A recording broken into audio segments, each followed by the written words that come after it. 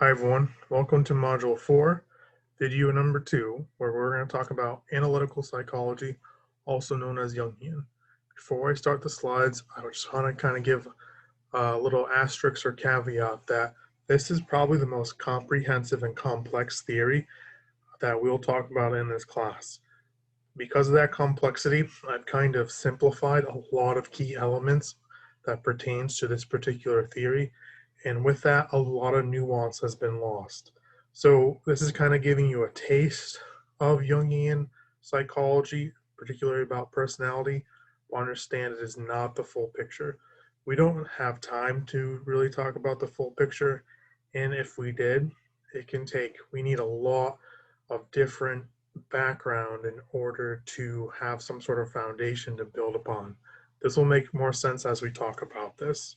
So again, just understand that this is kind of a condensed version of this theory and a lot of information will be kind of missing. So I'm going to share the screen. Okay, and it's going to load and let me go to full screen. Okay, so Jungian analytical psychology. So the overview of this psychodynamic is, like most of these psychodynamics, is based off one particular founder, and this is Carl Jung, who was a Swiss psychiatrist around the same time as Freud. Freud and him had a falling out, and they kind of created different schools of thoughts. Jung and Freud are the most popular psychoanalysts in Western psychology. Lacan, who is a French psychologist who came much later, is kind of popular as well, but we're not really going to cover much about Lacan. But anyway, these two are major figures in the field. Excuse me. We'll talk about Adler in the next slide, and Adler is not as large in name, but his theories are strongly integrated into many other theories we'll talk about later on in this class. So with Jung and his followers include Erich Fromm, not Erich Fromm, sorry, Eric Newman, Marie von Franz, Fordham, and James Hillman. There's a few others, but there's not much of as a lineage compared to Freudian and post-Freudians. So anyway, as Freud kind of built his idea on a rather skewed version of biology and biological drives, especially Darwinianism at the late 1800s, Carl Jung based his idea on personality development, looking at mythology and spirituality and religion. So those foundations were used to understand human psychology and personality development. Alchemy, a precursor to modern chemistry, had strong spiritual components. And to give a quick nutshell of alchemy and how that's related to Jung's use of personality is alchemy not only was this idea of transforming material into something else, such as taking lead and turning it to gold, but the process also transformed the alchemist as well. So not only are they dealing with the maternal world that's changing, but the internal world is changing as well. Jung focused a lot on the internal element of alchemy and based a lot of those ideas into his theory. So already, hopefully, I'm showing how just the foundation of this theory is really outside of kind of our modern understanding. So Jung uses a lot of Greek terms, a lot of Latin terms to explain the process of personality development, and also mythology and religion is highly important into grasping and understanding the ideas. So again, this is a highly complex approach, but in a nutshell, we have to understand that human beings, we again contain paradoxical parts. So very similar to Freudian idea where no doubt our psyche is split. Jungian view, or analytical psychology, there are many more parts besides the three major parts of Freudian, which were the id, the ego, and superego. We'll talk more about the parts. So really, to give a simplified version is, human beings from a Jungian view have the ability to express any trait. The reason why that is human beings are part of a species. So any behavior someone else presents, any trait someone else has, you have that potential. And it goes a little further where those traits are within you. So you express a trait, and there's going to be a polar opposite of it. So if you're an extrovert on the outside, ideally in this model, you have a repressed or internal introvert self that's not being well developed.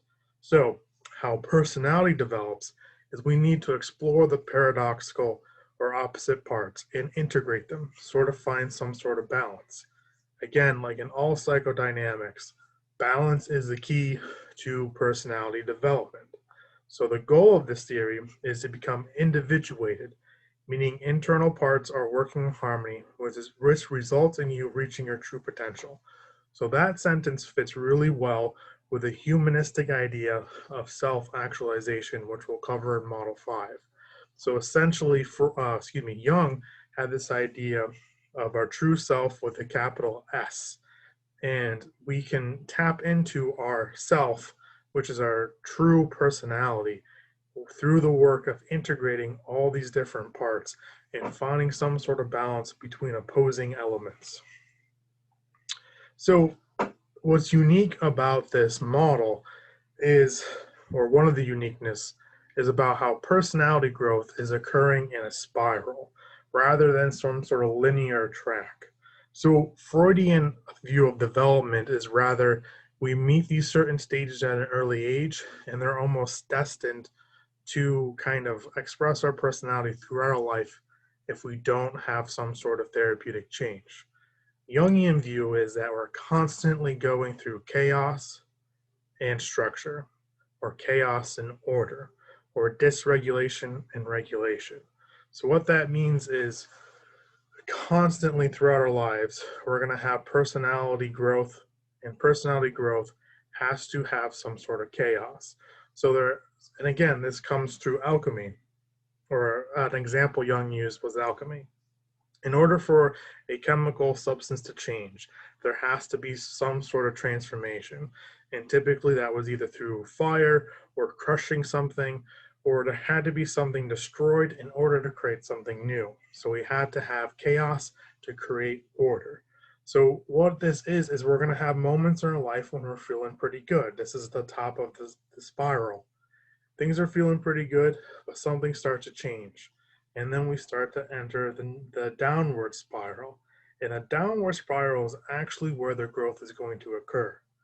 If we can keep the spiral moving, because there's movement to it, then we have growth. But what happens is sometimes we get stagnant into what we call the abyss, the underworld, the dark cave, whatever metaphor we want to use, is sometimes we get stuck and things feel unhopeful, or we're really in a bad place, or we just feel stagnant.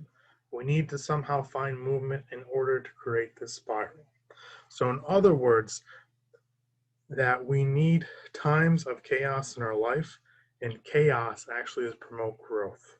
So we continue to move. Every time we enter the void, excuse me, we can learn more about ourselves. And that is how personality develops. So to give some more historical context, Jung was really, he was more interested in working with people past midlife. So rather than Freudian and even Adlerian are really focused on human development through adolescence and young adulthood, Jung was really fascinated, Freud and Adler were really focused on human development from young adults and early adulthood, or adolescence and early adulthood. Anyway, Jung himself, Carl Jung, he was more interested in people kind of the entering the older stages of their life and preparing for kind of the termination of their life, because he felt that was a key understanding or key moment to really understand someone's personality. So here we have people who've had all these experiences in their life. They've had different roles they've had to play. They've had different emotions, different traits had to be expressed. So he felt later in life was a perfect time to integrate those parts in order to really figure out who you are. So really, that's the big element of this, is our personality is constantly going to be changing. We're going to have times where we're feeling really good about ourselves, and we're going to have times where we kind of feel low, and that is how our personality is going to grow and develop. So Jung was a very prolific writer, and he, from an early age, he was really curious about individuals, and really he was developed multiple layers of personality theories throughout his life. The first really major element that Jung talked about was what he called personality 1 and 2. So he saw, or he kind of wrote about, and again, it wasn't just himself, there was other philosophers and proto-psychologists talking about these ideas before him. He just really kind of wrote about this in his autobiographies and used this as a template later on in life, that essentially we have two separate personalities. So personality 1 is the one most people see in his external. So later this kind of morphs into his idea of a persona, which is the masks we wear in public.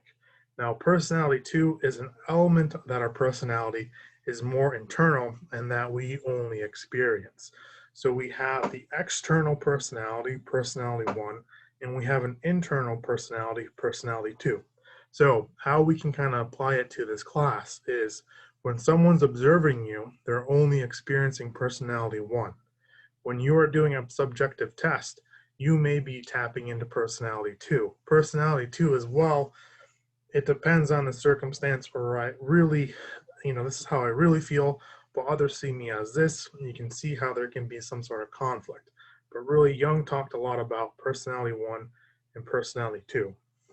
Later on, as he got older, he really developed psychological types, which is a theory that is still used today and it's highly influential. So the next slide, I'm going to talk about Meyers-Briggs type indicator.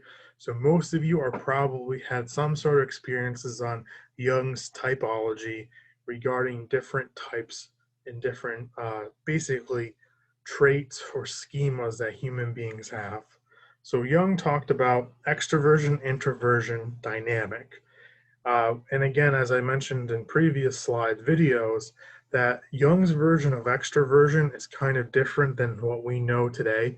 It's not necessarily related to whether or not you're shy or whether or not you like crowds versus rather being alone.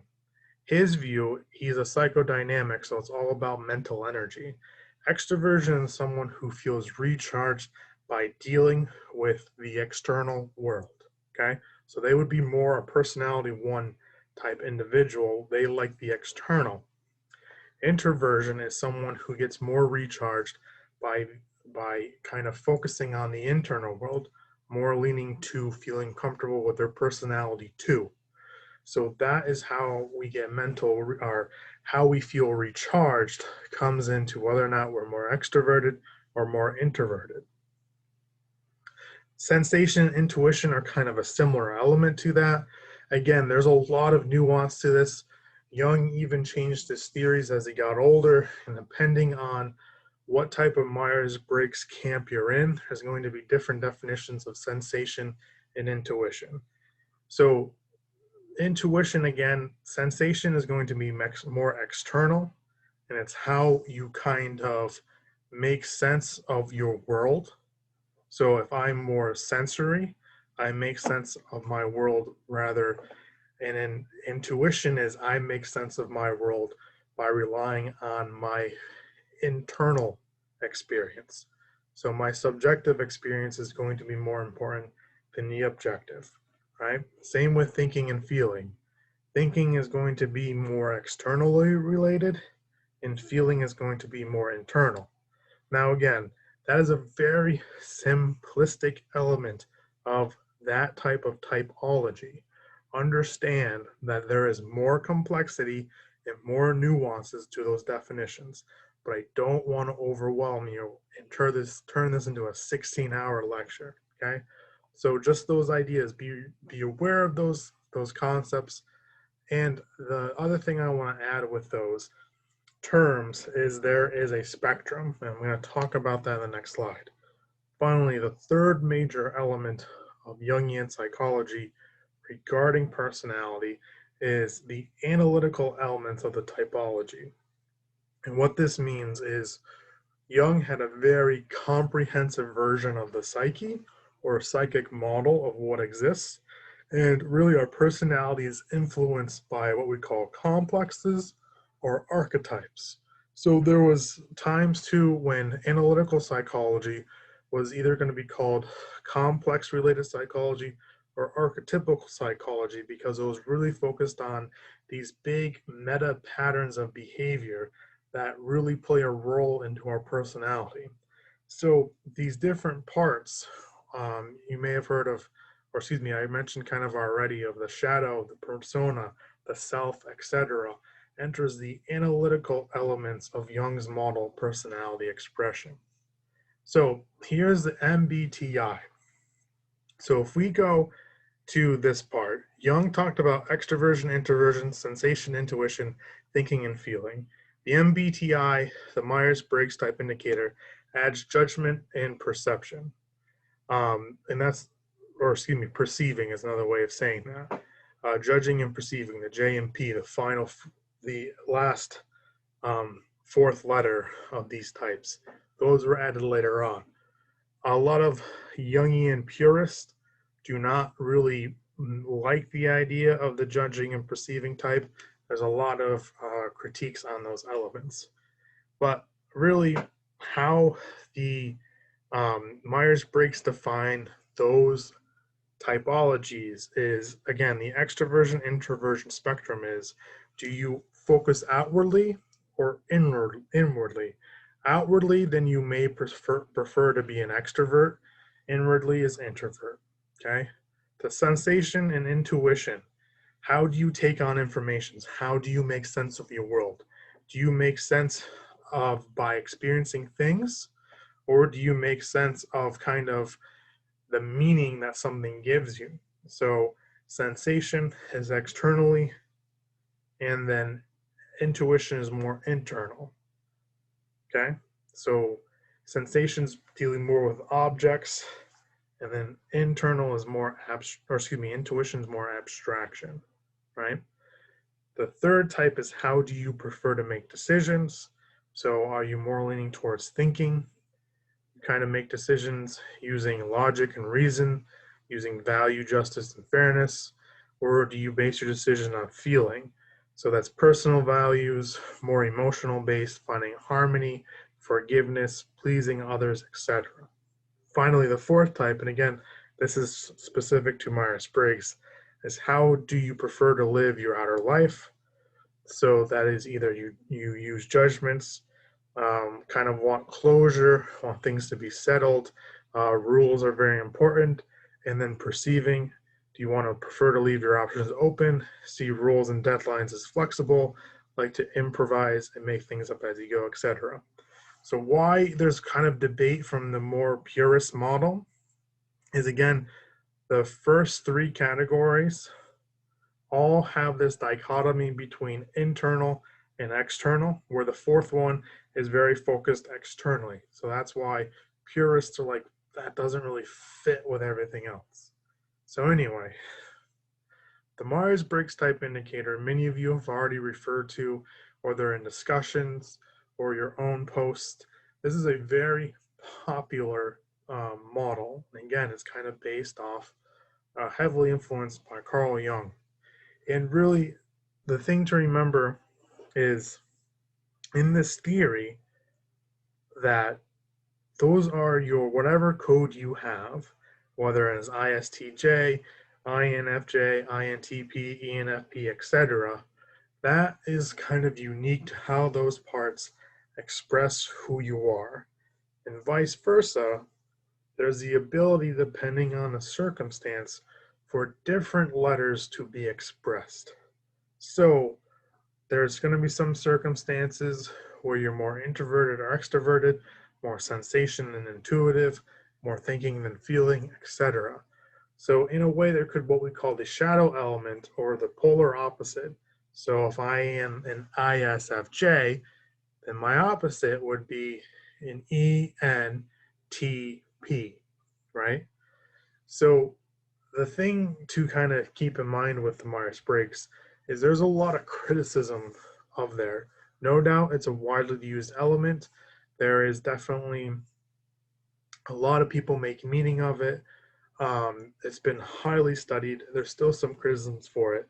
I think the biggest criticism is if you're basing this off Jungian theory, then in theory, these elements are prone to being changed because humans are constantly growing and developing, and the opposite parts are going to be expressed depending on the situation. And we also have a shadow element of the letters. The problem is a lot of times this personality assessment is used almost as a finished and static model, where if you're an ENFP, you're always going to be an ENFP. There's some debate whether or not that's true. In addition to that, a lot of times is like any personality assessment, not just the Myers-Briggs type indicator, but any personality assessment, and I've mentioned this a few times already, is there can be a sense of determination or determinism of, well, this is my type, so this is how I'm going to act. And also there's can be times too, and I've seen this quite a bit, especially in a clinical setting, where people use this information as a way to excuse or explain their behavior. Oh, I don't want to work in groups because I am this type, and this type does not work well in groups. Everyone makes their own personal meaning, and that's fine as well. But from using this model, especially a Jungian model, personality is much more flexible and is prone to changing with that. So, again, the other element you see a lot with Myers-Briggs is that it's easy to label someone a certain type. And again, from my clinical experience and just hearing other people's perspectives, that's not always accurate, because if we go back to Jung's model of different personalities, we have personality 1, personality 2, right? Personality 1 is how we present ourselves externally. Personality 2 is how we experience ourselves internally. Those two can differentiate. Again, when I take tests, I score high on extroversion. Or excuse me, I don't score high. I score to get extroversion as a type. But really, internally, I would align more with introvert.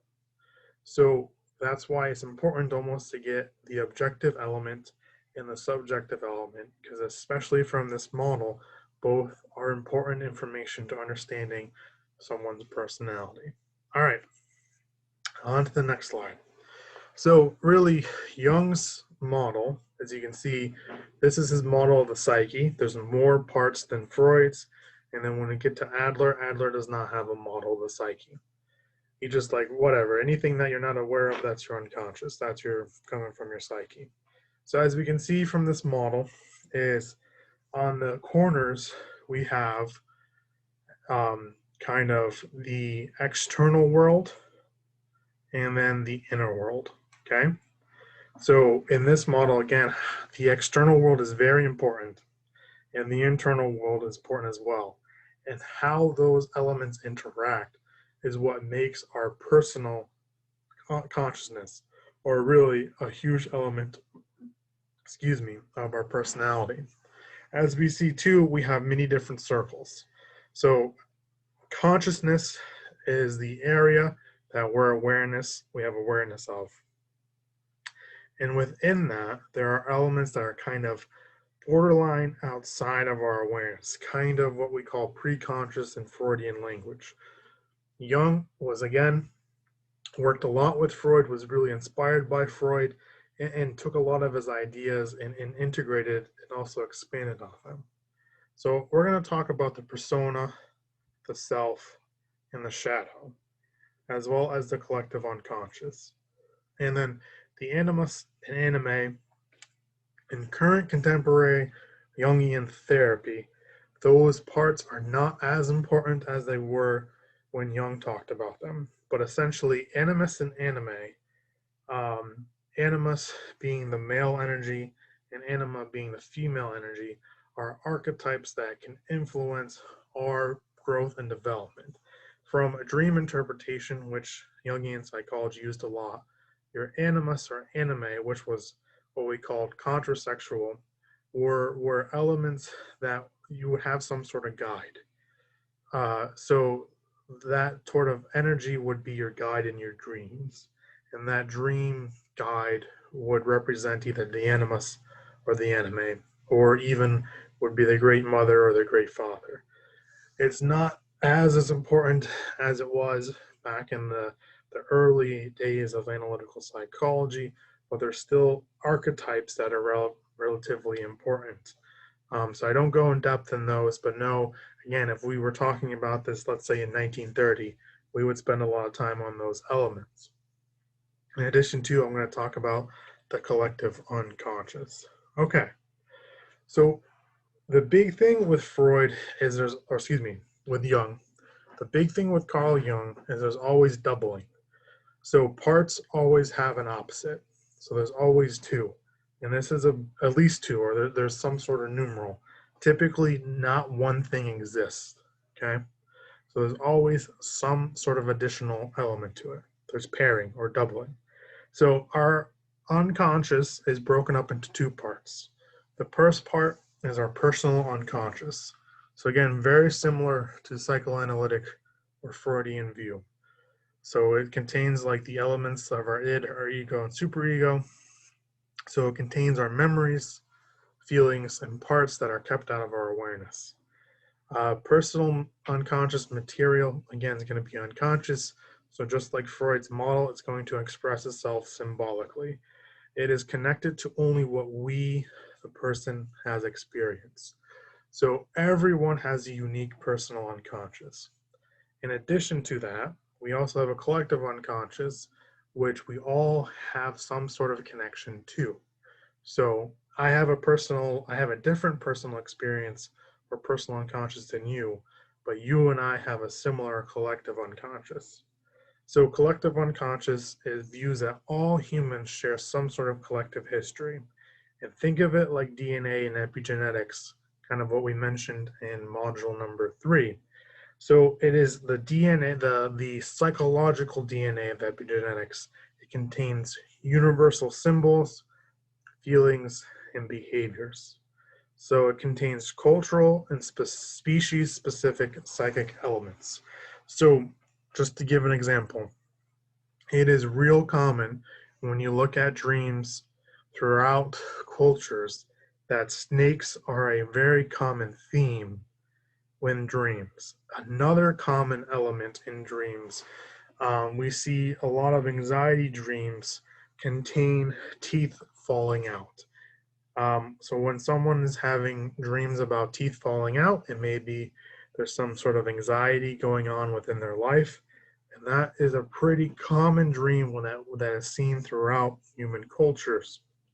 So that's this idea of that information is coming from something deeper than the personal unconscious. It can also be used to explain mass movements, hysteria, group conformity, and why certain symbols and motifs are seen throughout cultures and time periods. So if I went back a few slides, and I'm not because it's probably going to cause some chaos, but go back to that spiral image. So I talked about how personality development is a spiral. Also, the collective unconscious is going to have moments of spirals. So if anyone who has studied history, you hear this idea that history repeats itself. And then again, from this perspective, some of you, this is going to sound really woo-woo. Others are going to kind of like, yeah, I like this idea. But from this perspective, the repetition of history, or how we see that a lot of human ideas, thoughts, and behaviors kind of go into these long patterns of what is how these mass movements are very pattern based, can kind of stem from the collective unconscious. And so again, where this comes from is Jung's own experience. To give a very quick story, when Jung was a young psychiatric, um, he was a psychiatrist at a mental hospital in Switzerland. He was talking to this patient who was having basically hallucinations about the sun sending sun rays to impregnate the earth, right? So many of his psychiatrist colleagues like, okay, that's just hallucinations. But what caught Jung was later, a few weeks later, he was reading a new anthropology journal talking about a culture that had this cultural myth that how the earth was developed was from the sun sending its rays to the earth to impregnate, and that's how foliage was grown. So Jung was like, damn, how, there's no way this guy would have known that, but there's some sort of connection or there's some sort of similarity. Like maybe this guy deep down in the unconscious was tapped into something from some sort of cultural like cesspool or cultural warehouse. So he led more to this. And again, the more that these psychoanalysts and kind of neo-psychoanalysts or just psychologists in general was exploring symbols and dreams and free association and unconscious material, we saw that there's a lot of patterns and connections with this. Another kind of famous example of the collective unconscious that Jung wrote about was that wasn't just Jung. There was many analysts. It's kind of I shouldn't say well documented, but it's not uncommon to hear stories that before moments of mass destruction or chaos, you will see dreams occurring prior to that event. So, for example, Jung himself, prior to World War I, had dreams of blood coming from the mountains of Switzerland. And he also had some images of this. In addition, some of his patients were having dreams about war and destruction prior to World War I. And the same kind of idea came up again prior to World War II. Now, again, take this next part with a grain of salt. But prior to COVID-19, when I was working at a college center as a counselor, that last fall, we were seeing a lot of individuals who were experiencing a lot of anxiety, especially anxiety about their own health. In addition to that, we were having a lot of people who did not have hope, and we were experiencing high rates of individuals who were reporting intent of suicidal thoughts and just intent, or excuse me, having these feelings of hopelessness and lots of anxiety. And we weren't the only place. So what I mean by this is February, I was in Washington, D.C. for a major national conference for college counselors a week before COVID kind of came to the United, or, before COVID kind of happened. And a lot of people were reporting this huge intake or huge kind of spike of what in mental health we call existential, like anxiety or existential fears or existential crises, like massive element of it. And then later on, we have, the pandemic. Obviously, there was stuff coming up to it, but it was interesting that possibly using this framework, we could see that individuals were kind of becoming aware of all this potential anxiety that was spewing up.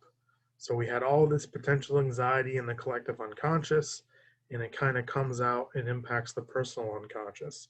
So again, a lot of that sounds woo-woo, but that's just kind of some examples that we could view it from the not Freudian, Jungian lens. Okay, so now we're entering what we call the archetypal element of personality.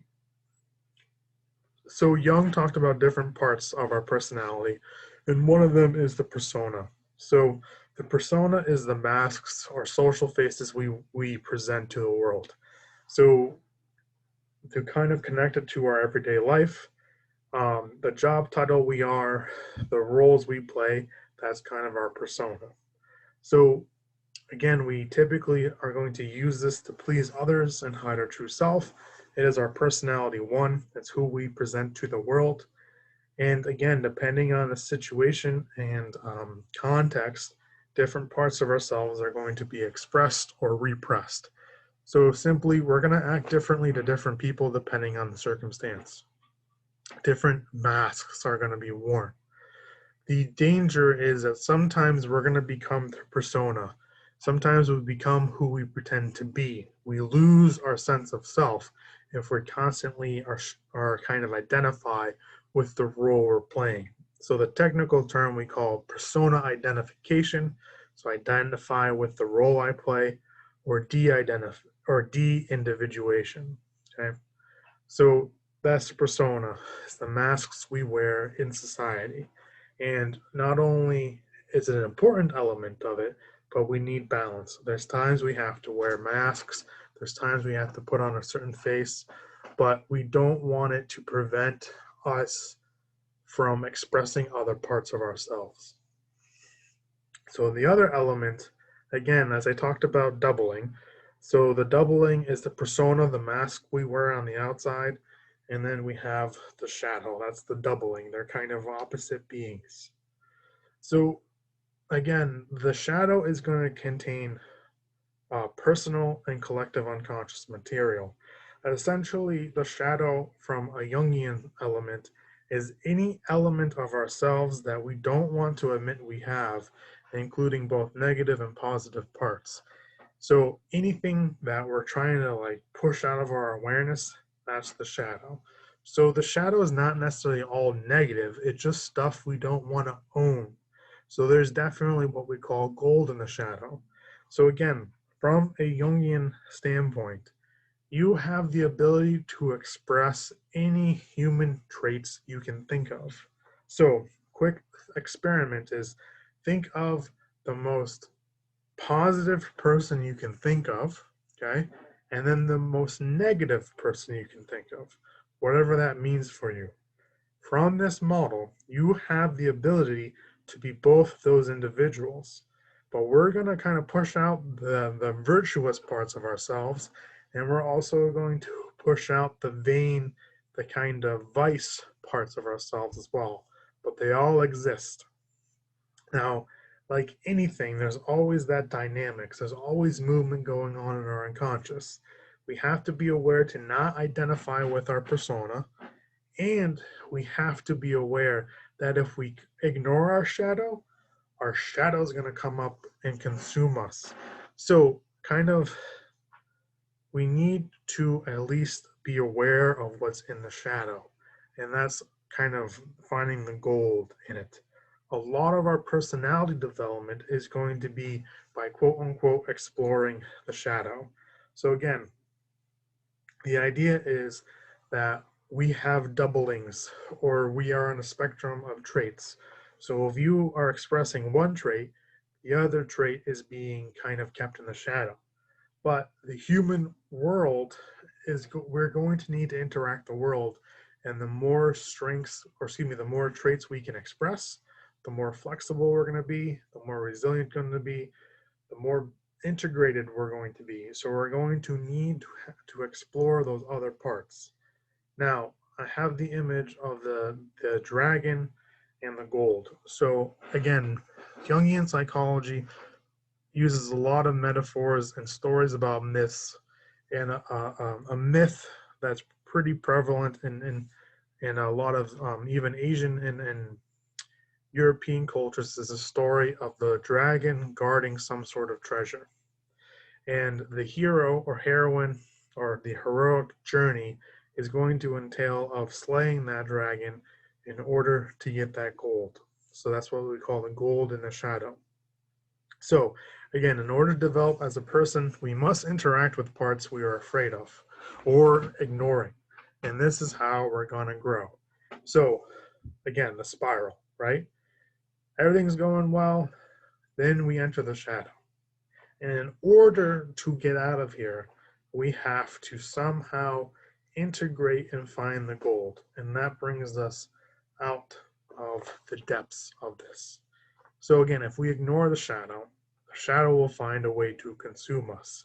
This is when we talk about like mass hysteria or mass movements, individuals who are consumed by this movement has been consumed by a shadow element. Okay. Archetypes. Again, this stuff is highly complicated, so I'm trying my best to simplify it, but know that it is a very strongly watered down version of these ideas. So archetypes, again, is going to be contained coming from our collective unconscious. So they're cultural images that contain strong emotional and psychological meaning and themes. So they come from the collective unconscious. So they at times are unconscious, and then we have moments when the archetypes are being expressed. So we can interact in archetypes in the external world as well as the internal world. Again, there's always a doubling, right? So archetypes are going to come from the unconscious, but they're also expressed and interact with the external world. So external world examples is going to be symbols through media, stories, myths, etc. And internal elements are going to be archetypal expressions in either our behavior or especially in dreams, fantasies, and images that come internally. So how personality is going to grow and develop is archetypes are blueprints. So if you kind of need to get a job done, you may have an archetype of a hard worker come into play, or if you need to kind of be someone who is focused on learning something, the archetype of a sage would come into play, a wizard, something. They're almost like roles or like scripts that come into play that influence our behavior. So as everything happens is in order to have stronger personality development, we need to be exposed to various archetypes. So that's exposure to the external world, whether it's through storytelling, media, learning about other cultures, hearing about different ways of being. All those elements are going to influence our internal world. And this is going to present us from being possessed by internal archetypes because we want balance. So if we're not interacting with archetypes in the external world, then our internal world is going to flood us with archetypes. So we want to find that balance and vice versa. So a way to think about archetypes is if you had to describe a character from a story without using their name, the way you would describe them is going to be some sort of archetype. So again, there the part of me who, so to give some background, I love Jungian theory. I've done a lot of training in Jungian theory. It's one of my favorite theories to use, and it's probably the one I line up most to as a therapist. I feel conflicted right now because I am giving such a watered down version of archetypes that I'm definitely missing the major marks. But also, I'm hesitant to go deeper into them because I'm worried that I can't do it in a succinct manner without really confusing you, and I don't want to. So, again, I don't want to confuse you. So, again, I'm giving a very simplified version, but there's much more detail of what archetypes are, where they come from, and how they impact personality. But that would be for a more advanced class. So these are just the foundations of it. Okay, the next part is Joseph Campbell is highly talked about. You may have heard of the hero's journey. There's also, again, a lot of people have written about it. The more common term we're using now is called the heroic journey because there's many more different elements that come into play. There's a great book, I'm going to forget her name. She was a female analyst who wrote about the heroine's journey because she talked about how female characters in mythology typically had a different element or different path. But without getting stuck in the weeds, a lot of personality growth is connected to this mythic element of going on a journey. So again, we have a spiral. This time we have a circle, but it's more of a spiral. So what happens a lot of times is someone gets this call or this feeling, or this idea of, you know what, I want to grow into a different person. Or kind of, I have this yearning to do something. So we call that the call to adventure. I want to do something different with my life, or I feel like I have to do something. Because prior to this, the person's life was what we call mundane. Not a lot of going on, right? So look at any kind of story, whether it be Wizard of Oz or Harry Potter or even Moana, that life, all right, but there's not a lot of going on there. So something happens where they have to start this journey. So what happens is that's where we kind of start to go down the spiral of personality growth. The threshold is when we reach a point where we're past the point of no return. Okay. So now we're entering what we call the symbolic or the unconscious material, because now we're going from the known consciousness to the unknown. And there's going to be challenges in this unknown. And this is where it happens, where we have a lot of growth. Now, hopefully, in this moment when we're dealing with the unknown, that we have helpers and mentors. And helpers could be some sort of person, a friend, to kind of help you on the journey. But the major key is they're not going on this journey. You have to accomplish something. So, from a Jungian perspective, there is a model of Jungian therapy where the role of the therapist is to be what we call the wizard archetype or the mentor archetype. Yes, come to me. I will give you the tools to conquer whatever is in the abyss, to destroy the villain, but you're going to have to do it on your own. I can't do this for you, right? So, going with Star Wars, Obi-Wan Kenobi in the first Star Wars, hey Luke, I'm going to teach you how to do stuff, but yo, I'm also going to die by Vader. Or you look in Harry Potter, uh, Dumbledore always has something to give Harry to conquer the villain or monster, but he doesn't do it for him. And the same we look at Lord of the Rings, Gandalf just constantly comes and goes into Frodo's life. But Frodo has to be the one who destroys the ring and then returns back to the Shire. So, on this journey, we have the temptation to stay in the abyss. So, the abyss is the lowest point of the heroic journey where we are really struggling with finding some way to get out of the shadow elements or get out of the abyss. And there's what we call the death and rebirth. So, in most stories that are really popular, especially in Western culture, the hero has a lot of similarities of the villain. So I don't mean to spoil alert things, so I apologize if I do. But if we look at Star Wars, Luke and Darth Vader have very similar journeys, right? They both start from the same planet of Tatooine.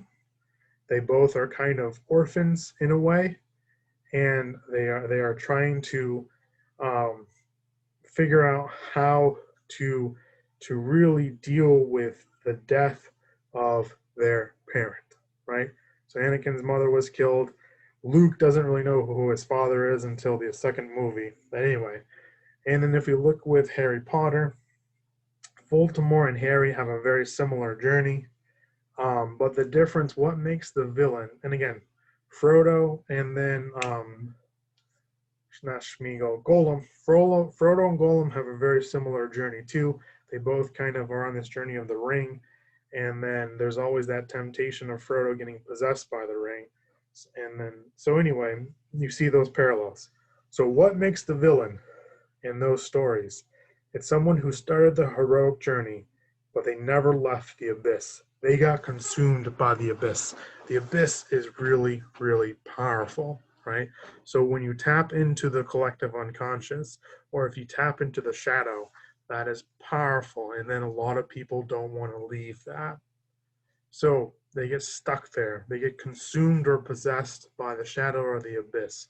And that's what makes the villain. The hero has to overcome that temptation. So they have to transform. And then they transform. They have some sort of moment where they have made some sort of choice to not be that villain. So there's always some sort of temptation after that transformation where they decide, you know what, I'm not like you. And then they get all this power and then they decide to go back to the known, the mundane. So that's the growth cycle. All right. I know that is very esoteric for many people. So to simplify, we can use myths to understand how personality is developed. And we realize when we look at individuals' personalities that grow, there are similar kind of trials that occur. You can see sometimes where someone who is so focused on improving themselves, they may spend all this time learning all this knowledge of self-help or psychology or etc. But if they never implement it, they get stuck into the abyss.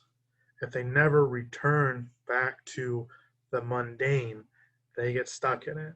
And for a lot of people, that's the struggle because chaos, for many of us, is more exciting than order. In addition, some of us are going to be more comfortable staying in the order, but if we stay in the known, we'll never grow. We'll always be in the mundane, and we'll always there'll be no growth. So we need a complete cycle. We need to go from the known to the unknown back to the known. And that's constantly happening within our lives. Okay, so then the next part is what we call the self. So how the hero's journey is essentially a model, or the heroine's journey or the heroic journey, essentially a model how the self is developed. So we are constantly going through those cycles to integrate different parts of ourselves. And the personal unconscious contains the self, as well as the self kind of floats in both the personal and collective. So remember I talked about doubling. So the ego and the self are doubled. They're kind of opposites of each other. The self is something that, when expressed, represents the unity and harmony of all our psychic components. It is the essentialness of individuation. So it's when we integrate all the complexity and the bipolar parts that exist within us. And this is the lifelong goal from a Jungian perspective. The goal is to develop and be in touch with the self. So the self is the ability to simultaneously be able to identify with ourselves and to identify with others. So it is that balance. Because again, the whole model is what happens for a lot of us is we bounce back and forth between these different parts. So the self is to have the ability to recognize who I am and then also recognize who others are. So I can identify them and then also have the ability to identify with myself, kind of similar to like secure attachment, but on a much more spiritual level. And it's really kind of connected to social interests, what we'll talk about with Adler. And then finally, it is self-actualization with the humanistic models with Carl Roger and Abraham Maslow. So a lot of times, symbolically, the self is represented by circles. So you'll see mandalas or that very famous image of the snake eating its tail. Circles are a strong importance, a sense of unity and wholeness. And when you're using Jungian play therapy, so using toys and sand and water, the self is kind of represented by either by land or by circles. And so when someone's in a chaotic moment, when they're drawing, it's going to be very chaotic. But when they're more regulated, you'll see more wholeness, so more circles, or using the whole entire page. Um, Crap, I don't have my putty. So another kind of element how this is used clinically is, imagine I have silly putty in my hand. And what happens is in times of dysregulation, someone is just ripping the silly putty apart. As therapy progresses in that session, they start to connect the putty together, make little balls, make little circles. So they're going from chaos to control. And that's kind of how the self is going to be developed. So before I continue with this slide, that's kind of what we're talking about with Jungian psychology is we have a lot of different parts within us. We're constantly on this journey of integrating and expressing various parts of our personality. And so it is a lifelong journey. Archetypes or complexes, or essentially what happens to our life is these trials or different parts of us are going to become expressed, and we have to find a way to integrate them and kind of connect with them and learn from them as well. So, with that, another major element of Jungian and analytical psychology is a field of psychology called transpersonal psychology. So there are transpersonal elements of personality, kind of like the collective unconscious. So, like I mentioned throughout this presentation, analytical psychology is highly open to spiritual and paranormal experiences or processes of human experiences. So, later in life, Jung famously wrote a book about UFOs. It's not as exciting as you would think it would be, but he did write a book about UFOs and how that is a very strong archetypical image. Jung's dissertation that he wrote as a student was about occult experiences. So his niece was a spiritual medium, and he wrote about how that impacted the family and the weird, strange occurrences that happened. So in his paper, he talked about how there was this very strong knife that magically or somehow appeared in a drawer that was broken, and then he was like, there's no way this could have been so smoothly broken. There was some other weird experiences where his niece predicted someone's death, and that would later happen. So he was really trying to understand, okay, what's going on. In addition to this too, so to give some background to Jung in his own personal development, his father was a preacher, I believe Presbyterian, or maybe wrong with that, and his mom was a very distant mother who would really only give attention to Jung when she would talk about ghosts and paranormal experiences with that. And she was a very witchy, kind of mystical woman who he would say at times that he remembers growing up is she would kind of communicate with different voices, and she would say some dark things and creepy things to him in another voice that he felt like, all right, something's going on, where he kind of even explained like, all right, there's another kind of personality being expressed when she talks to me. So that was his kind of upbringing, was the connection between the spiritual and the paranormal. So again, a lot of this stuff is not mainstream in psychology or personality development, but it is a key tenet of Jungian psychology. So again, parapsychology is very influenced by Jung. So para means beyond the typical psychological experience. So that's clairvoyance, telepathy, kinesis, so moving something with your mind. Then we also have transpersonal, which means across persons. So it's this idea of studying that there's something greater out there than the individual. Very spiritual with this. Again, the collective unconscious is very transpersonal. Another major element of Jung, which I'm not going to go in depth, but you also hear in Jungian psychology this idea of synchronicity. So synchronicity is how I'm going to define it. There's many different definitions, but how I'm going to define it today is external events are influenced by internal processes. So random occurrences that have real psychological meaning. So what I mean by this, an example would be, have you ever had a moment where you're thinking about someone, like a friend or a relative, and the next thing you know, they call or text you? Or that would be like a synchronous moment. Or for example, I've had times in my life where I've had a very specific dream image, and then I see that image in my waking life the next day. Or it could be, I have the song in my head, I turn on my car radio and that song's playing, or it could be constantly I'm seeing very similar images or motifs. So for example, there's a client that I've been working with that we're exploring that a lot of bugs have been coming up in their life. And we explored that and found that there's personal meaning to it. So how that came to be is I asked the client, how would you describe the bugs? And this person said, the bugs are yucky and yet important.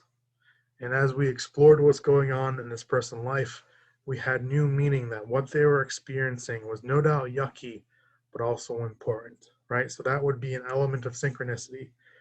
Weird external events that are occurring have actual some real psychological meaning to them. Again, there has been numerous papers, hundreds of books written about synchronicity, but that's going to be kind of a little little just taste that we're going to give about this concept. So again, we're talking about this around Halloween, Jungian stuff, paranormal, ghost, telepathy, weird symbols that have strong meanings. All that is almost a strong everyday element of Jungian views of personality development. Okay, so connected to this is there is a growing trend in mental health of a new, or I shouldn't say new because it's been existed for a long time, but we're entering the stage of a resurgence of psychedelic psychotherapy. I say resurgence because in the late 1950s, 1960s, psychotherapy was commonly used across the United States and many major parts of the world. And it wasn't until the 1970s when it became criminalized that that type of therapy kind of went underground. Now it's being more mainstream. There's a lot of research. We have a lot of clinical trials going on right now. And so it is definitely a growing element of psychotherapy. Why I'm talking about this is two versions. One, psychedelic psychotherapy highly integrates Jungian psychology. And two, there's a lot of studies showing that psychedelic drugs used in a correct manner, therapeutically, in the right setting, and the right mental mindset, can promote pretty drastic personality changes. So it's coming down the pipeline that's really um, most likely going to be strongly integrated into therapy. So what is it? Again, psychedelic psychotherapy. Psychedelic itself is coined by the British psychiatrist Humphrey Osmond. The term means visual manifestations of the soul, right? So it's this idea that when we experience or use these drugs, our psyche is being greatly manifested or essentially is strongly coming out. Um, there is a model of psychedelics that kind of explain psychosis and hallucinations that are seen in schizophrenia. So for a long time, this drug was kind of promoted, especially in the 1960s when it was discovered and produced, or excuse me, when LSD was discovered and produced in Sandoz laboratories. It was designed a psychodynamic, which meant that it was used by therapists to understand what clients were going through, especially clients dealing with hallucinations. So it was a way to build empathy and also research that experience. So um, now it's growing to be this therapeutic modality that's combining traditional psychotherapy with the use of entheogens, which are chemical substances that produce non-ordinary states of consciousness, which the purpose of promoting psychological and behavioral changes, so personality changes. And in the way, what it is how this is structured. There's a whole protocol being developed by MAPS, which is the Disciplinary Association for Psychedelic Studies. And how their protocol is right now, they're using it for MDMA and eventually with psilocybin and LSD. Psilocybin is magic mushrooms. And so, what it's going to entail is someone begins therapy for so many sessions, and then they're given the drug for one session, and then they have sessions without the drug to kind of integrate that material that was being expressed. So there's a whole strategy being used with it. It is a highly multidisciplinary team. So, for example, when someone is given the drug, there's typically a male and female therapist working with the person in that moment to help explore and process the material that's being expressed. So it's going, again, that's probably a major theme that's coming down the pipeline. It's highly integrated into psychoanalysis and also Jungian therapy. Stan Lofgroff, who was a major pioneer of LSD psychotherapy, heavily influenced by Carl Jung. Um, and the model that he developed for personality growth and change. Okay, let's take a little breather.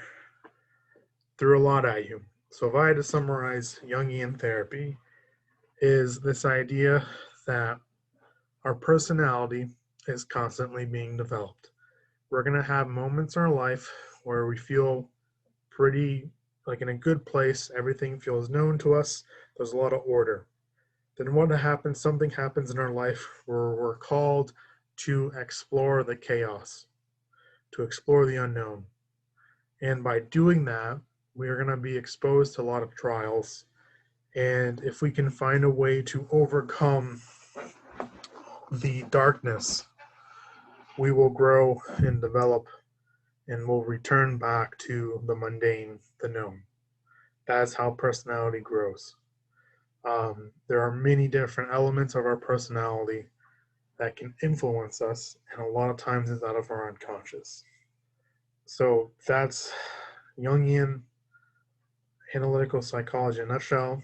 Hopefully, that made some sort of sense, and it's okay if it did not. Here, let me stop sharing so I become full screen. Again, I really want to reiterate that is probably the most complex theory we're covering in this class. And again, to really reiterate, it takes years, years and years and years of training, readings, learning, and personal experience to really grasp this theory. Again, even from the model, Jungian psychology is the therapy was designed to be used from individuals who are past the age of 50, so past midlife, with the purpose of integrating all their experiences. Um, it does have, anyway, I'm not going to get down that rabbit hole, but so it's okay to feel overwhelmed, a little confused with that. And again, if you have any questions, I'll gladly take that and we can, hopefully, I can provide some clarification. All right, have a good day.